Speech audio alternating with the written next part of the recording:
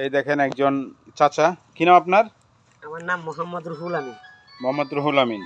উনি এই হাঁড়ি পাতিল বিক্রি করে, সিলভারের হাঁড়ি পাতিল। আর এই পাশে আছে ওনার কিছু জিনিস আছে, সেটা এই বাচ্চাদের জন্য পপকর্ন, এগুলো বিক্রি করে। তো উনি কোনো টাকা নেয় না, মানে এগুলো কোনো টাকার বিনিময়ে বিক্রি হয় না। এগুলো বিক্রি হয় কি দিয়ে দেখেন, এই ভাঙ্গা মোবাইল, নষ্ট মোবাইল, পুরনো মোবাইল। উনি অনেকগুলো মোবাইল কালেক্ট করছে।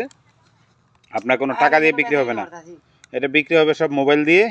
আরেকটা জিনিস নেই যে এখানে অনেকগুলো মোবাইল ওনার আছে, এখানে দেখেন। সো আমরা অনেক সময় চিন্তা করি যে বাংলাদেশে ইলেকট্রনিক গার্বেজ কী হবে। দেখেন এগুলো গার্বেজ হওয়ার সুযোগ নাই।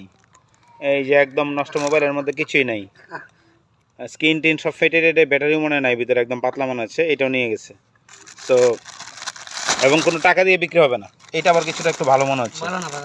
এটা দেখে একটু বের করেন দেখি কেমন। এই যে দেখেন, হ্যাঁ এই দেখেন, এই যে ব্যাটারি আছে। তো এই মোবাইলগুলো আপনি কি করবেন, কোথায় দেবেন? কোম্পানি নেই।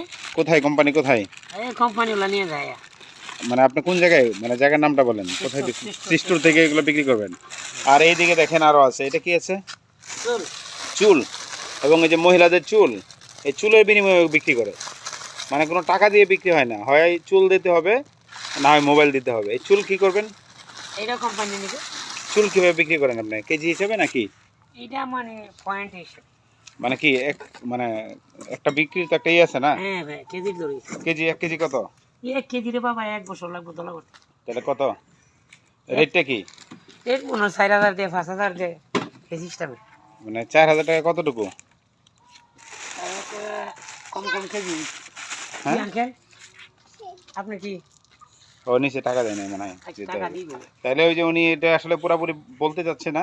এই রাদিয়া আসছে, এটা আমাদের গ্রামের বাড়িতে। এই রাদিয়াকে দেখাই। রাদিয়া কি কিনেছে তুমি? রাদিয়া এই যে পপকর্ন কিনেছে আর হলো চকলেট কিনেছে। সো এইগুলো টাকা দিয়ে বিক্রি করে। পপকর্ন আর চকলেট কি টাকা দিয়ে হবে না? জি জি জি। এই দুইটা শুধু টাকা দিয়ে।